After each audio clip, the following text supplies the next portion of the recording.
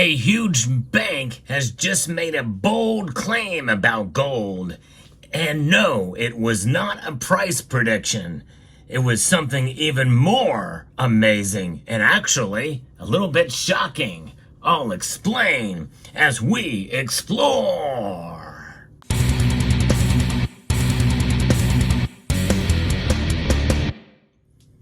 Whenever I see some sort of analysis or prognosis from a big bank, well, it makes me a little bit nervous for one reason or another, or it makes me think that there's an agenda at play here.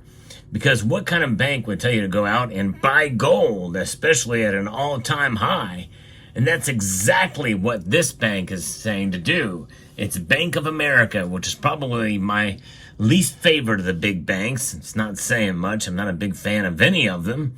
But that is the world we live in. None of us can escape these big banks. Even if you bank at a credit union, you are affected by what the big banks do. Why is that? Well, because they are a part of the quasi-Federal Reserve System.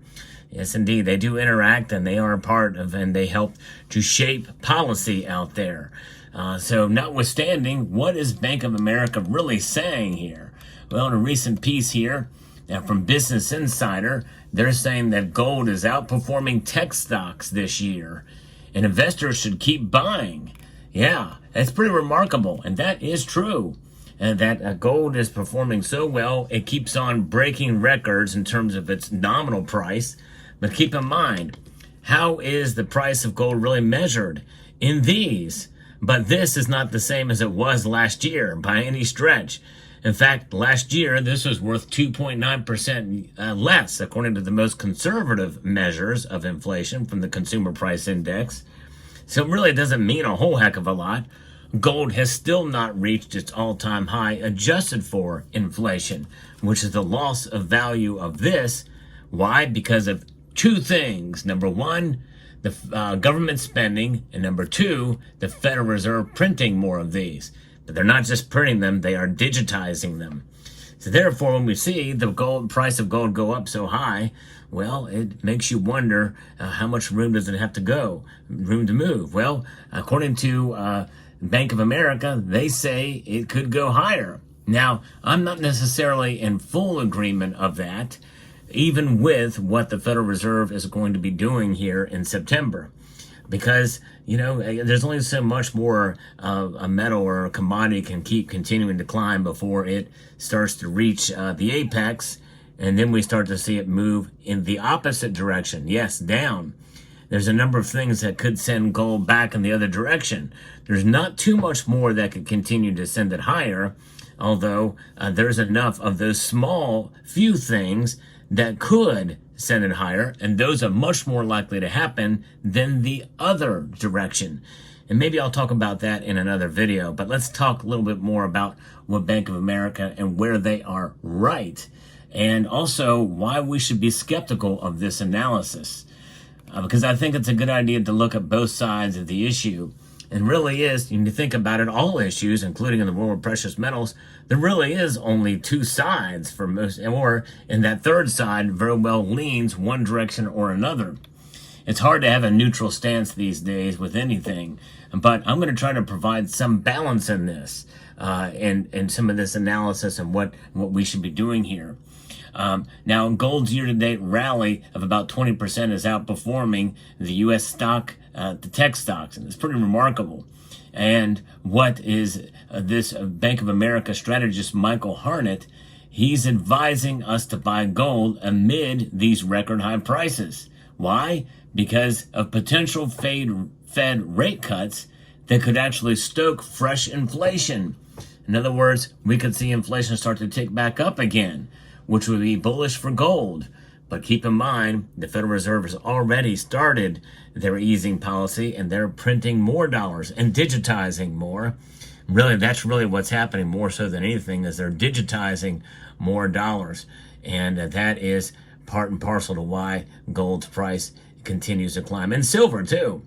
That's part of the reason. There's other factors as well, too. But in a note recently sent out, Harnett told investors they should do what central banks are doing and buy gold. You've heard me say that a lot. Be your own central bank. It's because interest rate cuts from the Federal Reserve in the coming months pose a risk to stoking a rebound in inflation, which would be coming next year. And real assets like gold have historically performed well during bouts of inflation. Now think about this, and let's pause for a moment, because he very well could be right. And we know that the Federal Reserve, as well as many other agencies tied to the government, and I'm not saying that the Federal Reserve is a government institution, but it is a quasi government institution. It is a private entity. It's made up of all of these banks, and they don't have a lot of the same regulatory environment. In fact, they set policy. They set a monetary policy, and there's only so much. They have to answer to Congress, no question about that. They're appointed by the president and approved by the Senate, but they have to answer to Congress. But notwithstanding, they kind of do their own thing, but they do based off of to save their own hide and their own system. And many people feel that the Federal Reserve has become very politicized. And I think they've been political for a long time, but it is becoming increasingly apparent of their bias and their willingness to do whatever it takes to keep the establishment in order. And that's really what it is about. See, I think the biggest struggle in society right now here in the United States is between the establishmentarians and those of us who would like to see the establishment be overhauled and really shrunk down dramatically. Yes, and that establishment essentially makes up the administrative state, and they are working in circles to protect themselves. And the Federal Reserve, I think, is at the center of it when you think about it, because they enable, but they also have to act on what legislation is passed in the Congress to make things happen. And so I think that they are going to cut rates, and that could have an effect to see inflation start to tick back up in 2025. Which would not be good for if, just in case a certain presidential candidate wins the election. That's right. It is sort of one of those things where you're not going to see the result of what they do now until next year, and then we'll cross that bridge when we get there. Hartnett's comments came amid a record rally in the precious metal, with gold prices surging about 20% year to date, outpacing the gains of the S&P 500 by a few percentage points and outperforming tech stocks. Hartnett noted that gold is the only asset that's outperforming U.S. tech shares. The perplexing factor behind gold's rally is that investors haven't been chasing it. Instead, gold has experienced a net $2.5 billion in outflow so far this year, which means investors have been taking profits amid the precious metals rally. This also means that the buying in gold has come from another cohort in the market. The juxtaposition of record high gold prices and negative outflows is explained only by unprecedented central bank buying. Exactly right. It is being propped up by central banks doing the smart thing, which is what we should be doing too, owning gold and buying gold. He said that China's central bank was the largest buyer of gold in 2023. Gold is now the second largest reserve asset and has one of the lowest correlations to stocks across asset classes. And that's something that I pointed out as well, too, in previous videos, that I think is quite remarkable to see it overtake the dollar, or to overtake the euro. The dollar is the largest by far, but it is shrinking. Gold is rising, and the dollar is shrinking in influence. Even though it is by far the top dog, it is still king. Cash is still king as the reserve asset of the dollar. But the dollar's hegemony and the confidence that they have in it, well, it's and how it's being utilized and abused, really, and that's really the problem here, is causing it to decline and decay. The decay of the dollar is something that is quite profound. I did a video about that earlier as well, too, where literally the dollar has lost 14% of its influence around the world since the late 90s or somewhere thereabouts. 2002. I'm sorry, since 2002. Potential gold ETFs to consider is what he's recommending to do, to buy ETFs, but I think people should just buy an ounce of gold or some gold, a little bit of gold. a little bit of gold to have in your portfolio. In fact, I think it's a good idea for new people to buy gold, even if it's just a very, very small amount, to have some skin in the game, as it were. Because there's nothing like it. But it's fascinating to see what he's saying there. It makes you wonder what their motive is. Most of these big banks have precious metals desk and analysis that are out there. They represent the banks, but they do their research and the like. And it makes you wonder if they're prompting people to buy, or they're prompting people to buy gold, only to have it fall, and then they be disappointed and feel jaded by gold and disappointed and never get in the precious metal sector again. Therefore, they have spoiled investing in precious metals, as it were, because that's how they look at it, as investing.